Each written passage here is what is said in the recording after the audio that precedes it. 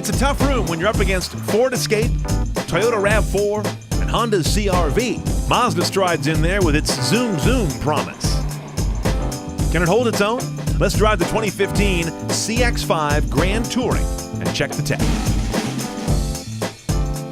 Now, the CX-5 is a two-row, five-passenger crossover. No third row, optional or standard in this guy. Fairly compact in its lines. It is to the Mazda 6 what a BMW X3 is to a 3 Series, to kind of stack the concept here.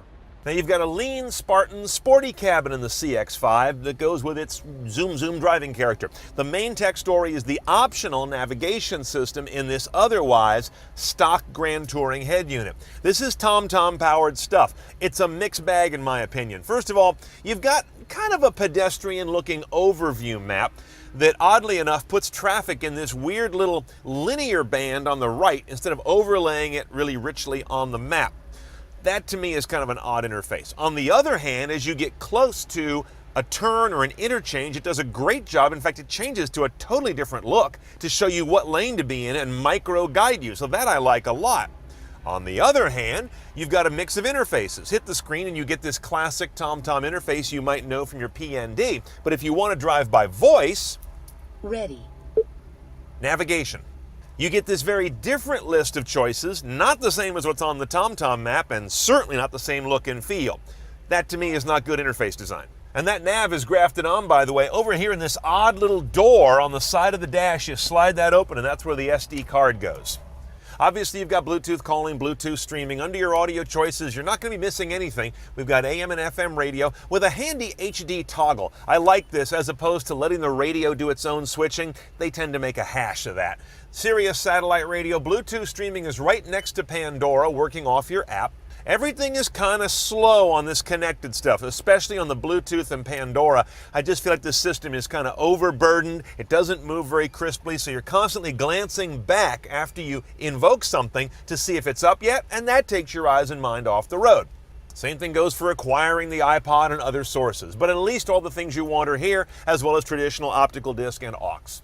Beyond that, pretty pedestrian, 6-speed automatic only in this trim level of the vehicle. You've got a sport gate on the side. No paddles are available though, which I found surprising given Mazda's sporting intentions. And this vehicle, new this year, has a sort of city braking technology to prevent rear-enders with automatic braking, something Volvo pioneered a couple of years ago. Now, under the hood, they used to stick only a 2-liter in these cars. Now they have an optional 2.5-liter in the higher trim vehicles like we have here. This is a Skyactiv inline-4 sitting side saddle. Skyactiv means high compression, 13-to-1, yet using regular gas.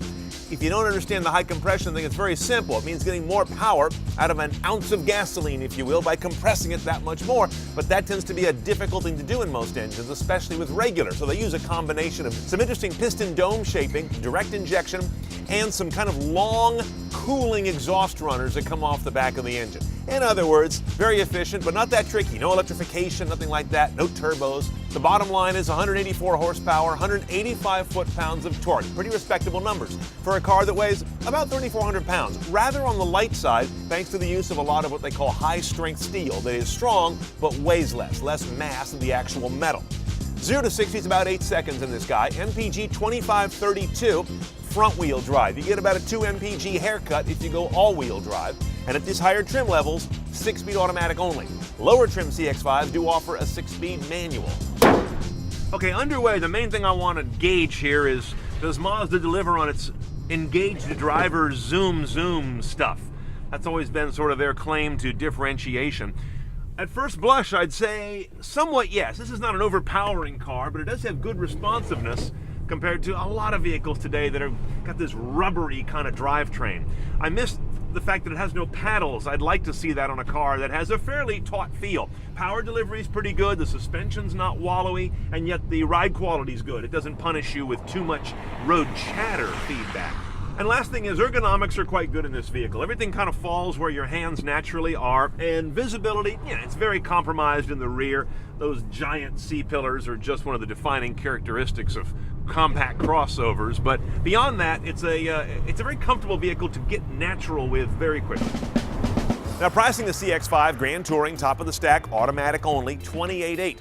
Another $1,250 gets you all-wheel drive. You're also going to take a 2 mpg hit, more or less, on your fuel economy. $1,425 for the tech package. That gets you the TomTom nav that I could kind of live without.